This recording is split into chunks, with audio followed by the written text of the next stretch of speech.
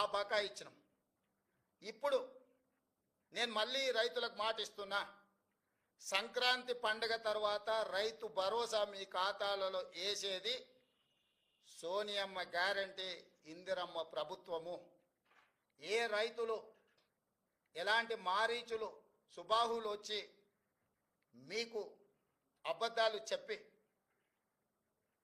ఆనాడు పురాణాలలో విశ్వామిత్రుడు యజ్ఞం చేస్తుంటే రాక్షసులు ముఖ్యంగా మారీచుడు సుబాహులు వచ్చి ఆ యజ్ఞాన్ని భగ్నం చేయాలని ప్రయత్నం చేస్తే రామలక్ష్మణులు ఎట్లయితే కాపలా కాసి విశ్వామిత్రుడు చేపట్టిన యజ్ఞాన్ని సంపూర్ణంగా పూర్తి చేసిండ్రో, ఈనాడు కూడా మా ప్రభుత్వము రైతు భరోసా కొనసాగిస్తుంది. సంక్రాంతి పండుగ తర్వాత సోనియా గాంధీ గారి గ్యారెంటీగా నేను చెప్తున్నా, మీ